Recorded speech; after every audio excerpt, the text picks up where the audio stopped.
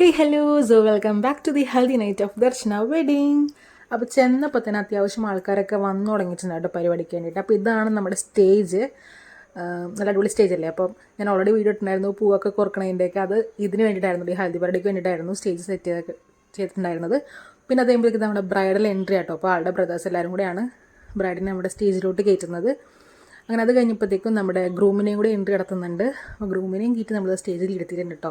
അപ്പോൾ രണ്ടുപേരും നല്ല അടിപൊളി ഒരു ബ്ലൂ ഷെയ്ഡായിരുന്നു അവരുടെ ഡ്രസ് കോഡ്. ബാക്കി എല്ലാവരും യെല്ലോ ഓറഞ്ച് ആ ഒരു ഷെയ്ഡും നല്ല രസമുണ്ടായിട്ടോ. ഒരു കളർ കോമ്പിനേഷൻ എനിക്ക് ബ്രൈഡിൻ്റെ ഗ്രൂമിൻ്റെയും കളർ കോമ്പിനേഷൻ ഇഷ്ടമായി. പിന്നെ ആസ് യൂഷ്വൽ നമ്മുടെ ഹൽദിയുടെ മെയിൻ ചടങ്ങ് നമ്മുടെ മഞ്ഞൾ ഫേസിൽ തേക്കുക, സ്വീറ്റ്സ് കൊടുക്കുക, ഇതൊക്കെ തന്നെയായിരുന്നു. അപ്പോൾ അതെല്ലാവരും അതൊക്കെ ചെയ്തു.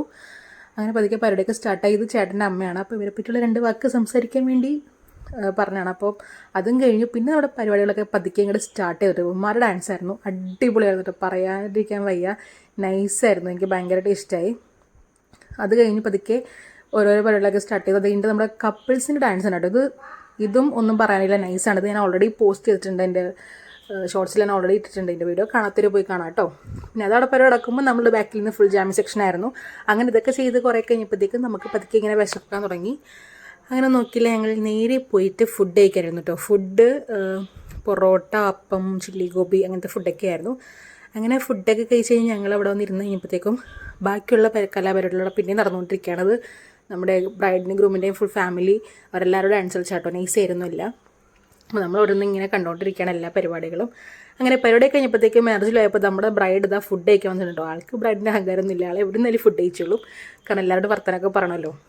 അങ്ങനെ എല്ലാവരും ഓൾമോസ്റ്റ് ഫുഡ് കഴിച്ചുമ്പോഴത്തേക്കും കംപ്ലീറ്റ് എനർജി കയറി. പിന്നെ ഒന്നും നോക്കിയില്ല, ഫാമിലി ഫുള്ള് കിടന്ന് തകർക്കുമായിരുന്നു അവിടെ. ശരിക്കും നർമ്മദിക്കായിരുന്നു എന്ന് പറയാം അവിടെ ഫുള്ള് കിടന്നിട്ട്.